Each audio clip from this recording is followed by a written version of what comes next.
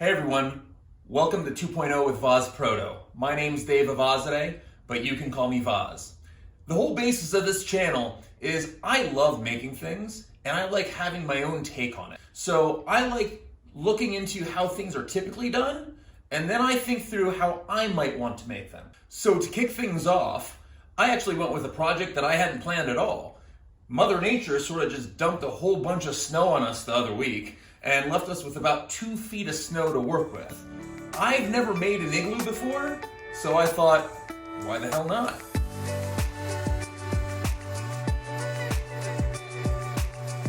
Now luckily, I had a couple neighbor friends that were willing to jump in, one of which that had done this before, so it was really fun to sort of get after it. So the first thing I had to do after digging my way to my workshop was make the molds. Now I could go without molds, it's certainly feasible, but I decided why make my life harder? Plus, this is a maker channel. Now for the molds, I had some HDPE, sort of cutting board material left over from another project that I decided I was going to make the molds from. These guys. I wasn't sure what form I wanted the blocks to be in, but I figured some sort of trapezoidal shape would help the blocks release more easily. I had started off with about a 110-degree angle from the top, but I ended up settling on about 100 degrees.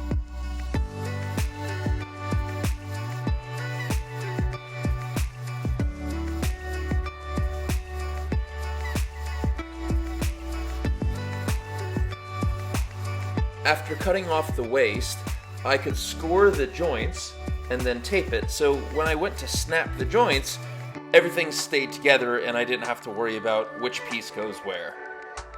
And then I ran out of tape. So I decided to try duct tape, which, as you'll see, I didn't really like anyhow. Because I knew I was going to have help, I decided to make 2 of these blocks, so I used the first one as the template for the second.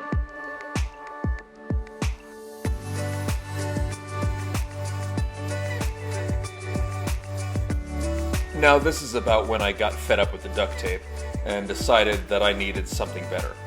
And realized that I actually had some flexible flashing, which if you've ever used this stuff, it is sticky as anything.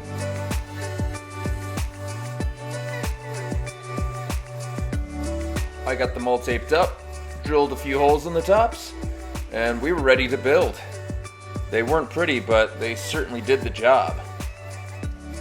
What I would do differently if I were to do this again is I tapered all 4 sides outward. The problem there is that with the taper on these shorter sides, the blocks that are stacked next to each other don't fully engage. So I would rather have this be vertical on this side so you actually get full adhesion between blocks. Otherwise, these things were great. So, we made an igloo. My neighbor Nick came over to help, and we started off by clearing the area and building the foundation for the walls. We also set a center point and had a rope set to a length that we could use to make sure that everything was circular. And later on, we could actually use it to make sure that the angle of the blocks was where it needed to be. This is what I mean. So this is the base that we built up. We put in a stake right in the center, and then we had that rope that we attached that at any given point, if you pulled it taut, it was always going to be at the angle that the top of these blocks should be at. So in theory, as you go along, if you keep measuring, you'll make sure that you've got a perfectly hemispherical dome.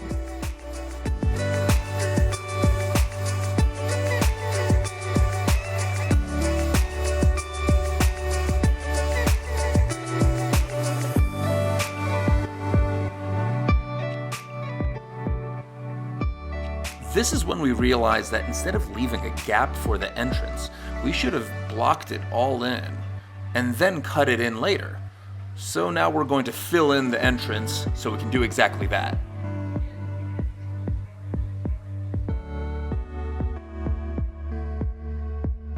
So at this point, it makes more sense for someone to be on the inside of the igloo, while others hand him blocks.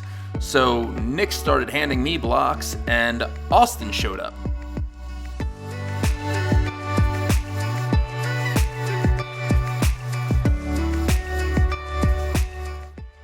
This is about when I realized that the mold sides should have been vertical, because the blocks weren't sticking as well as they should have, and I was kind of fighting them here and there. And of course, this is exactly when my camera ran out of battery. And it wasn't until the guys had cut in the door for me to be able to get out and actually realize that it had stopped recording. So once we were back up and running, we got the top of the igloo finished off and the entrance carved in.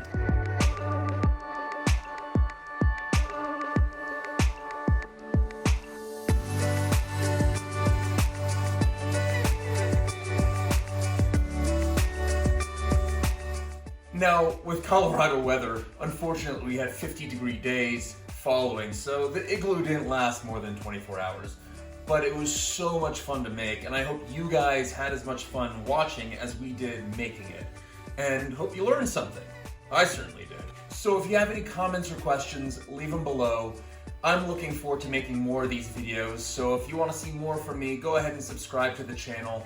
There will be more coming. So until next time, guys, be kind, be creative, and have some fun along the way. Cheers.